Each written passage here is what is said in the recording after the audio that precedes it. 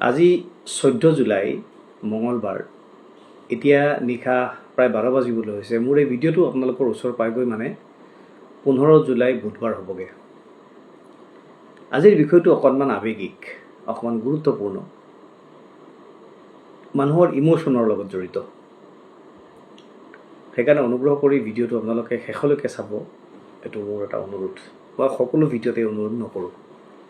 আপোনাৰ ইচ্ছা, আপুনি চালে চাব, নাচালে আপুনি নাচাব পাৰে, কিন্তু এই ভিডিঅ'টো শেষলৈকে চাবলৈ অনুৰোধ কৰিছোঁ। জ্ঞানী মানুহে কয় যে পৃথিৱীত আটাইতকৈ সহজ কামটো হৈছে সমালোচনা কৰা আৰু আটাইতকৈ টান কামটো হৈছে কাম কৰা। ভাবকচোন, মহাত্মা গান্ধীয়ে যদি তেওঁৰ লুক্ৰেটিভ ল' প্ৰফেশ্যনটো এৰি জোহান্সবাৰ্গৰ পৰা ভাৰতলৈ উভতি নাহিলেহেঁতেন, আহি ভাৰতৰ স্বাধীনতা আন্দোলনত জঁপিয়াই নপৰিলেহেঁতেন, তেতিয়াহ'লে তেওঁৰ কি লোকচান হ'লহেঁতেন? তেওঁ যদি ব্ৰিটিছৰ অনুচৰ হৈ, আজি যেনেকৈ বহুত মানুহ বাহিৰত বিজেপি বিৰোধী কিন্তু ভিতৰি বিজেপিৰ সৈতে মিলি থাকে, তেনেকুৱাকৈ ব্ৰিটিছৰ লগত যদি তেওঁ ভিতৰি মিলি থাকিলেহেঁতেন, মানে যেনেকৈ RSSৰ মানুহবোৰ বহুত মানুহ ভিতৰি মিলি আছিল, তেনেকৈ যদি মহাত্মা গান্ধীয়ে কৰিলেহেঁতেন, ভাৰত স্বাধীন হ'লহেঁতেন জানো? জৱাহৰলাল নেহৰুক বহুতে গালি পাৰে, কিন্তু নেহৰু হোৱাটো ইমান সহজ নে?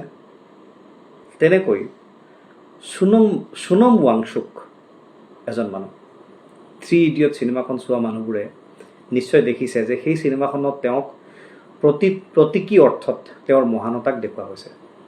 যিগৰাকী মানুহক ভাৰতবৰ্ষৰ ৰাষ্ট্ৰসংঘই বা ইউনেস্কোই পৃথিৱীৰ কমেও 20খন দেশে তেওঁলোকৰ দেশলৈ মাতি নি যিজন মানুহক সন্মান জনাইছে, সেই মানুহজনক আমাৰ ভাৰতবৰ্ষৰ চৰকাৰে, বিজেপিৰ চৰকাৰে নেশ্যনেল ছিকিউৰিটি এক্টত জেলত ভৰাই থৈছিল। তাৰপাছত সুপ্ৰিম কোৰ্টে তেওঁ দেশদ্ৰোহী নহয় বুলি কোৱাত, তেওঁৰ ওপৰত NSA নাখাটে বুলি কোৱাত, বা দেশ বিদেশৰ পৰা অহা তীব্ৰ হেঁচাত বাধ্য হৈ অৱশেষত তেওঁৰ ওপৰৰ পৰা NSA প্ৰত্যাহাৰ কৰিলে। প্ৰায় 6 মাহ তেওঁ জেলত থাকিবলগীয়া হৈছিল। সেই মানুহজনক এবাৰ ওচৰৰ পৰা চাবলৈ সুযোগ পাইছোঁ যেতিয়া, আৰু পাৰ্টিকুলাৰলি তেওঁৰ ভৰিখন চুই চাবলৈ এইবাৰ দিল্লীলৈ গৈছিলোঁ। যোৱাকালি আহি পালোঁ। আপোনালোকে নিশ্চয় গম পাইছে, আমাৰ দলীয় প্ৰতিনিধি এটাৰ লগত গৈছিলোঁ। যোৱাৰ আগত আমাৰ এই গোটেই প্ৰগ্ৰামটো যিগৰাকী আমাৰ দলীয় সতীৰ্থই এৰেঞ্জমেণ্ট কৰিছিল, ৰাজু ফুকন ডাঙৰীয়া, তেখেতে মোক কৈছিল যে প্ৰভু, আপুনি সাজু হৈ থাকিব, আপুনি ভাষণ দিব লাগিব। মানে আমাৰ দলৰ পৰা কুংকি চৌধুৰী, মই আৰু আমাৰ দলৰ মাননীয় সভাপতি লুৰিণজ্যোতি গগৈ ডাঙৰীয়াই মঞ্চত ভাষণ দিয়াৰ কথা আছিল। কিন্তু মঞ্চত উঠাৰ পাছত গম পালোঁ যে সেইদিনা তেওঁলোকৰ শ্বেডিউলটো ইমানেই টাইট যে মাত্ৰ এজনেহে ভাষণ দিব পাৰিব, এজনকহে তেওঁলোকে এলাউ কৰিলে। গতিকে অবভিয়াছলি আমাৰ লুৰিণজ্যোতি গগৈ ডাঙৰীয়াহে ভাষণটো আগবঢ়ালে। কুংকি যাব নোৱাৰিলে, তেওঁৰ কিবা এটা কামত, কিবা এটা ঘৰুৱা অসুবিধাত। সেইটো অন্য প্ৰসংগ। কিন্তু প্ৰশ্নটো হ'ল, সোনম ৱাংচুকক বিজেপিয়ে ইমান বেয়া কিয় পায়?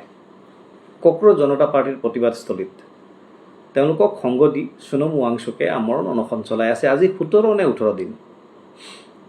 ইমান দিন নোখোৱালৈকে থাককচোন, পাৰিবনে? 8.5 কিলো ওজন কমিছে, পেচাব পায়খানা তেওঁৰ প্ৰায় নোহোৱা হৈ পৰিল। এতিয়া প্ৰয়োজনে নাই। তেওঁৰ লক্ষ্য কি? ধৰ্মেন্দ্ৰ প্ৰধানৰ ইস্তিফা নোহোৱালৈকে নোখোৱাকৈ থকা, আৰু নহ'লে নোখোৱাকৈ মৰি যোৱা। সোনম ৱাংচুক মৰি যাব নোখোৱাকৈ, ভাবকচোন এবাৰ। কাৰণ এইটো নহয় জানো যে চৰকাৰে সেই মহান বিজ্ঞানীজনক মানুহ বুলিয়ে গণ্য কৰা নাই? মহাত্মা গান্ধীৰ নাম মনলৈ আহে। ইতিহাস যিসকলে পঢ়িছে, ইতিহাসৰ বিষয়ত যিসকলে জানে, তেওঁলোকে জানে যে মহাত্মা গান্ধীয়ে 17 বাৰ অনশন কৰিছিল। তাৰ ভিতৰত 2টা অনশন আছিল ইতিহাসত স্মৰণীয়। 1932 চনত তেওঁ ইয়াৰৱাৰা জেলত, পুনেৰ অনশন কৰিছিল, আৰু দ্বিতীয়টো অনশন আছিল 1948 চনত দিল্লীৰ বিৰলা হাউচত, ভাৰত স্বাধীন হোৱাৰ পাছত আৰু তেওঁৰ মৃত্যুৰ অলপ দিন আগত।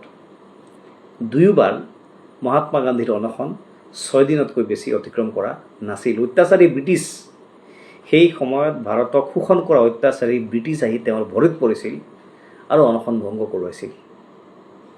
কিন্তু সোনম ৱাংচুক নোখোৱাকৈ 17 দিন পাৰ কৰিলে। পৃথিৱীৰ সবাতোকৈ দীঘল অনশন কৰিছিল আমাৰ মণিপুৰৰে ইৰম শৰ্মিলাই প্ৰায় 16 বছৰ তেওঁক গ্ৰেপ্তাৰ কৰি নি পিছত পাইপ লগাই নাকেদি পাইপ লগাই তেওঁক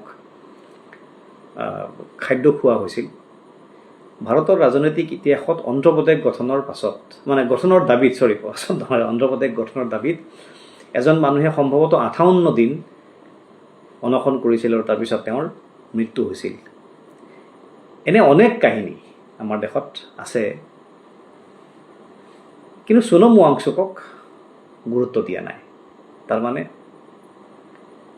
সোনম ৱাংচুক হয়তো মৰিও যাব পাৰে অনশন কৰি এইটো অসম্ভৱ নহয় তেওঁৰ লগত আমাৰ অসমৰ পাঠশালাৰে এজন ল'ৰা আছে হৰ্ষজিৎ দাস তেওঁ যোৱা পৰহিৰ আগদিনাখন তেওঁক একদম সংকটজনক অৱস্থাত হস্পিটেলাইজ কৰা হৈছিলে আমি গৈ পুৱাৰ আগদিনাখনে লক্ষ্ণৌৰ এজনী ছোৱালী খুব নিউজত ওলাই থাকে ছ'চিয়েল মিডিয়াত ওলাই থাকে তাইৰ নামটো হৈছে নেহা বৰা তাই অনশন কৰি আছে তাইক মই ওচৰলৈ গৈ নমস্কাৰ দিলোঁ কথা পাতি থাকোঁতে তাই মোক কৈ পালে যে হাম গান্ধী কে সাথ হে হয়তো আধুনিক কালত সোনম ৱাংচুকতকৈ ডাঙৰ গান্ধী আৰু কোন হ'ব পাৰে চাব যিটো আদৰ্শই 1948 চনত গান্ধীক হত্যা কৰিছিল সেই আদৰ্শ এতিয়া আমাৰ দেশ চলাই আছে তেওঁলোক আজি সৰ্বশক্তিমান তেওঁলোকৰ লগত সকলো আছে মানুহ তেওঁলোকৰ লগত তাৰ পাছতো তেওঁলোকে গান্ধীক ইগনোৰ কৰিব পৰা নাই আজিও তেওঁলোকে গান্ধীৰ আদৰ্শক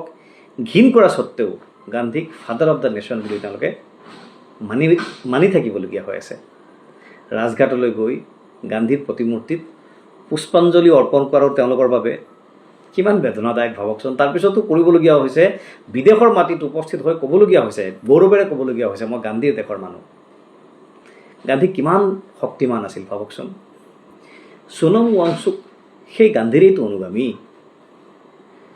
মোক যদি ভাষণ দিবলৈ দিলেহেঁতেন যিটো নহ'লগৈ সম্ভৱ তেতিয়াহ'লে মই ক'লোহেঁতেন যে মই यहाँ ये देखने के लिए आया हूँ कि सचमुच में गांधी जिंदा है 1948 में उन लोगों ने फिजिकली गांधी को तो मार दिया 2014 में मीडिया को भी मार दिया डेमोक्रेसी को मार दिया लेकिन गांधी को मार नहीं सके गांधी तो अभी भी जिंदा है सोनम वांगचुक और ये बिना खाए हुए बिना पिए हुए ये जो बच्चे फास्टिंग कर रहे हैं to fast on to death कर रहे हैं और इनके साथ जुड़े हुए लोग जितने दिन तक रहेंगे हमारा देश भी रहेगा और गांधी जब तक रहेगा इस देश को कोई ईस्ट इंडिया कंपनी कोई कॉरपोरेट उस कॉरपोरेट का नाम कोई सा भी हो जाए मार नहीं सकेगा गांधी जिंदा रहेगा तो मतलब गांधी का सोच जिंदा रहेगा तो ये देश रहेगा আমি যেতিয়া সিদিনাখন ষ্টেজলৈ উঠি গৈছিলোঁ তেতিয়া সোনম ৱাংচুক শুই আছিল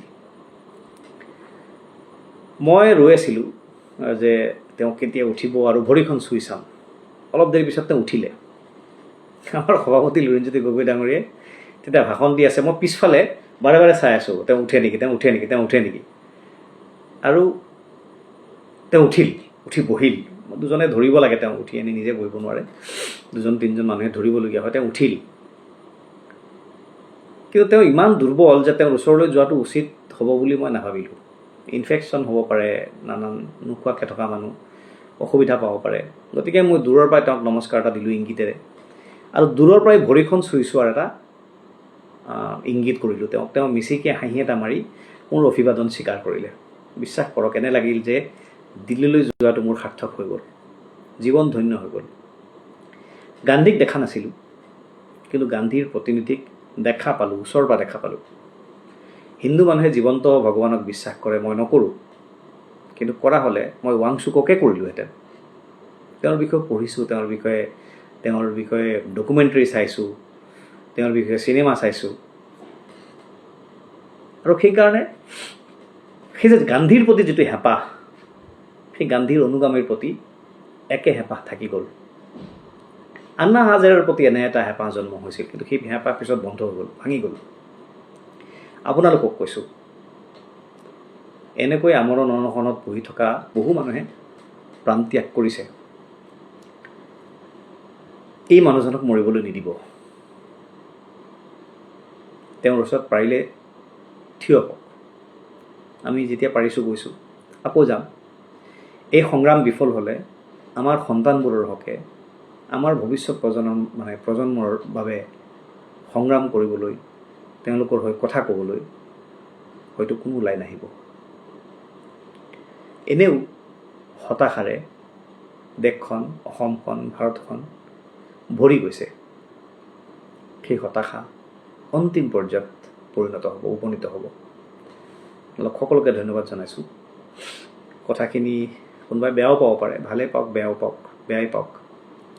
যদি তলত কমেণ্ট কৰি জনায়, তেতিয়াহ'লে যদি কিবা ভুল কৈছোঁ নিজকে শুধৰাবলৈ সুবিধা হ'ব, বা আপোনালোকৰ মতামতৰ জৰিয়তে দুই এটা কথা জানিবলৈ সুবিধা হ'ব।